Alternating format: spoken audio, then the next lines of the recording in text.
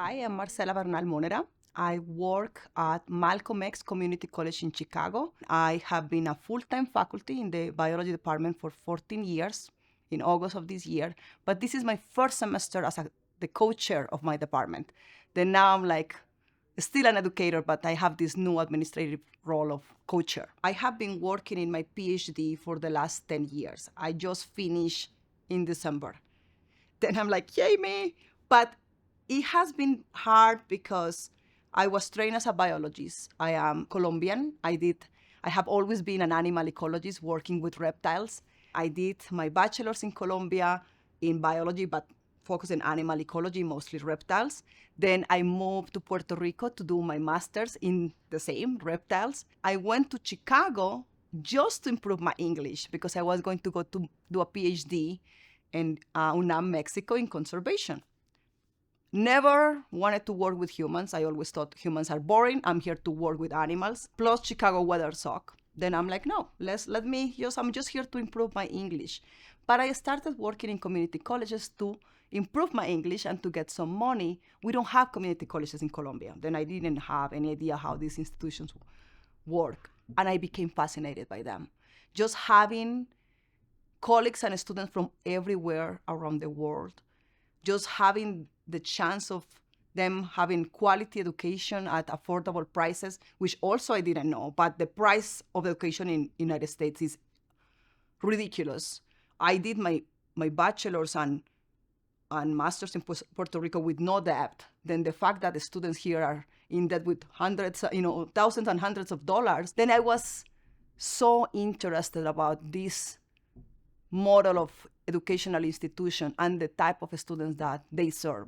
Again, it's not only the diversity in cultures, but I have last year in the same classroom a 15 and a 65 years old in the same classroom. Then I kept delaying, and the advisor in Mexico, like, are you coming? I'm like, my English is still no, I'm working on it. And after 2 years, I'm like, I could not believe that I was going to say this, but I'm like, I'm staying here.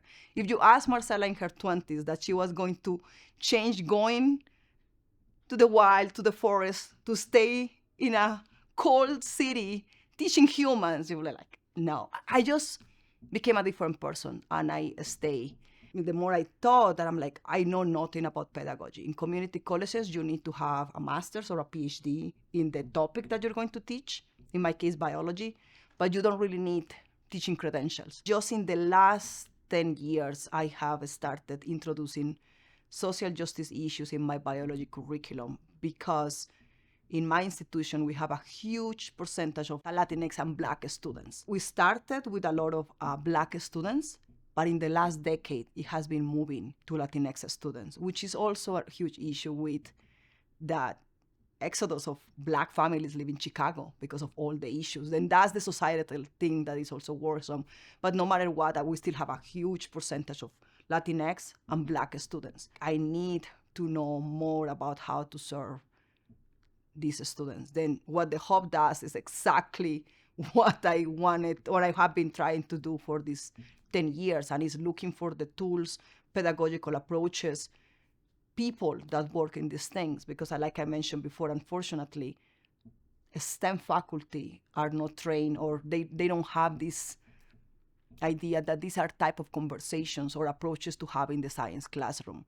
Then just finding a room of, I'm like, I found my people like 2 seconds before this ended. It's kind of bittersweet, I'm like, oh, I found this, but they're like going, but the hub pretty much does what I've been trying to do for the last 10 years.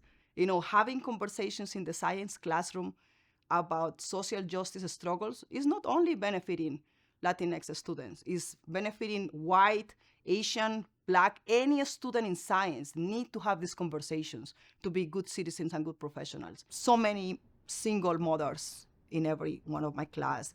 And I was telling some of my colleagues in the first day that I teach an 8 a.m. class on Fridays that lasts 5 hours, 8 to 1:30 p.m. And I remember a single mother of 3 that came straight from her night shift, a nurse. Then she finished her shift at 6, went to her house, took a shower, came to my class at 8 a.m. and stayed for those 5.5 hours. Then I'm like, first, my admiration for just trying to do that, but the challenges.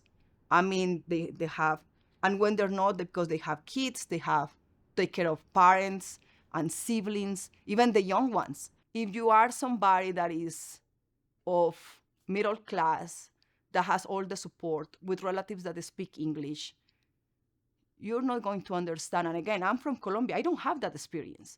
Then you have every kind of struggle and obstacle that you don't encounter in other institutions. Then taking care of their families, working full time. This support is so needed. Then just thankful there are people like Maria and Elba that are taking time of their lives to do this kind of work. Thankful to NSF to that support this thing, and honestly, maybe the only thing, support more community college. Community colleges are so crucial in the United States.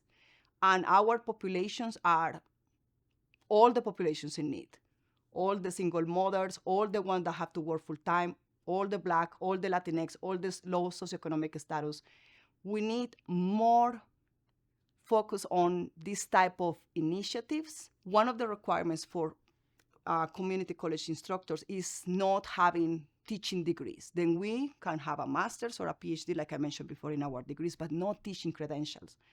Then I still remember my first classes, and I feel so ashamed, my poor estudiantes. I'm like the guinea pigs. I don't know. I mean, I didn't have the training that middle school and high school teachers have. Then how can we work together to make sure that these wonderful educators that have the tools and the awareness to serve better the student population that we have? Because I do not want to hear ever again, we are here to train labor. That's not what we have.